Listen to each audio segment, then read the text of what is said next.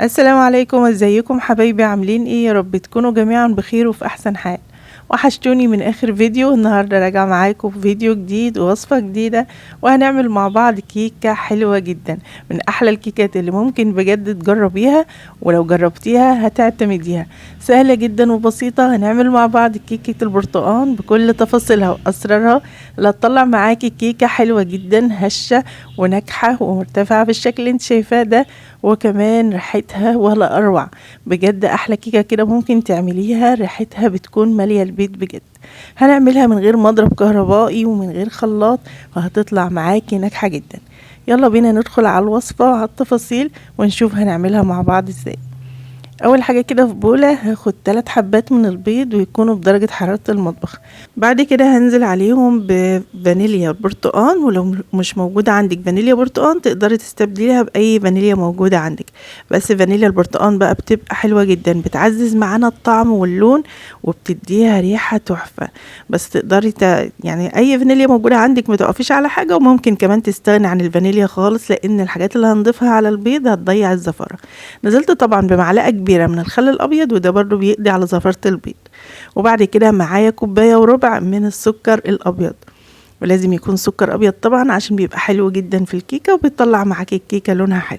هنبدأ بقى ندوبهم كده او نقلبهم مع بعض بالمضرب اليدوي العادي خالص. هنفضل نقلب فيهم لحد ما يعني لونهم يتغير كده، وتحسي ان السكر بدأ يدوب مع البيض. في المرحلة دي هننزل بكوباية إلا ربع من الزيت، وهنبدأ نقلبهم كده مع بعض تاني لحد ما الزيت يدخل كده في الخليط بتاعنا ويمتزجوا مع بعض كويس جدا، ويبدأوا ياخدوا معاكي القوام اللي انت شايفاه واللون ده كده حلو جدا. بعد كده هننزل عليهم بكوباية من عصير البرتقال. عصير البرتقال ده هنعمله ازاي؟ حطيت برتقانتين في الخلاط ومعاهم نص كوباية من المية، وعصرتهم كويس جدا من غير سكر، وبعد كده بنصفيه كويس وبنبدأ ناخد العصير اللي هنحتاجه. نزلت عليهم بمعلقة كبيرة من بشر البرتقال. عايزة اقول لكم بقى ريحة مفيش بعد كده، ريحة حلوة جدا، والمكونات دي تحفة بجد في الكيكة بتاعتنا، وبشر البرتقال بيديلها ريحة حلوة وبرده لون حلو. بعد كده معايا كوبايتين ونص من الدقيق، هبدأ انزل بيهم كده على الخليط بتاعنا. طبعا الخليط بقى السكر داب في المكونات بتاعتنا، والخليط بقى كده تحفة. هنزل عليهم بقى بمعلقتين كبار من النشا. النشا هنا يعني هتخلي لك الكيكه بتاعتك هشه جدا، وهتحافظ على ارتفاعها كده ما تهبطش منك بعد ما تخرج من الفرن. هنزل عليهم كمان بمعلقه كبيره ممسوحه من البيكنج باودر او الشيف كيك. لو عندك الكيس اللي هو 16 جرام تقدري تنزلي بيه كامل. وبعد كده هننزل يعني ذره كده او رشه من الملح، وهنبدأ نقلب المكونات بتاعتنا بالتدريج. طبعا انا منزلتش بكوباية الدقيق كلها، وعايزة اقول لكم ان المكونات عندي كلها بنفس الكوباية. لازم تعملي المعيار بتاعك كله بنفس الكوباية عشان الكيكة بتاعتك تطلع معاكي مظبوطة.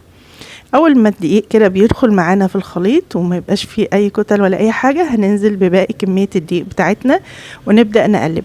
ولازم تقلبي الخليط بتاعك كله برضه في نفس الاتجاه، خصوصا بعد ما تضيفي البيكنج باودر عشان الهواء اللي دخل في الخليط بتاعك ما يخرجش، وتحافظي عليها بقى تطلع معاكي قوامها مظبوط. وده القوام المظبوط اللي احنا محتاجينه. لو حسيتي ان الكيك معاكي تقيل تقدري تضيفي كمان شوية من عصير البرتقال. انا هنا احتاجت معلقتين كبار من عصير البرتقال عشان يطلع معايا الخليط مظبوط كده. ولو حسيتي انه خفيف تقدري تضيفي كمان معلقة او 2 من الدقيق.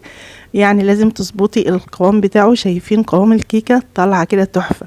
طبعا كنت مجهزة الصينية بتاعتي، صينية كده من الألومنيوم، دهناها بالسمنة ومعفراها بالدقيق، وبعد كده بنفضها كويس جدا من الدقيق الزيادة، ونزلنا بالخليط بتاعنا بالشكل ده. وبعد كده هنخبطها كده كام خبطة في الرخامة علشان تتأكدي ان الهواء الزيادة خرج منها. بكون مشغلة الفرن بتاعي بقى يسخن على درجة حرارة 180، وبندخلها على الشبكة في الرف اللي في النص كده في الفرن علشان تستوي معانا براحتها وتطلع معانا مظبوطة. وبشغل لها المروحة عشان تاخد كمان لون. لو مش عندك مروحة في الفرن بتاعك تقدري في اخر دقيقة كده تشغلي لها الشواية لو محتاجة ان هي تاخد لون من الوش لحد ما تطلع معانا بالشكل ده. عايزة اقولك اول ما خلاص بتختبريها بالخلة وتلاقيها استوت من جوه، بتقفلي النار وبتسيبيها حوالي 5 دقايق كده في الفرن عشان ما تخرجيهاش على طول في الهواء وتهبط منك. وبعد كده بقى يعني بعد ما بنطلعها بنسيبها لحد ما تبرد كويس جدا، وبعدين تبدأي بقى ان انت تقطعيها وتطلعيها من الصينية بتاعتك بالشكل ده. تسيبيها تبرد عشان تقدري تتحكمي فيها وتطلعي الخرط معاكي مظبوطة وما تتبهدلش منك. وطبعا بقى طلعت معانا بالجمال اللي انت شايفاه ده، مش قادرة اقولك على الريحة اللي مالية الدنيا، بجد تحفة وحلوة جدا وطعمها تحفة بجد ومظبوطة جدا. وزي ما انتم شايفين الجمال ده، يعني واخدة لون من فوق ومن تحت وتحفة ومستوية، مفيش احلى ولا اروع من كده.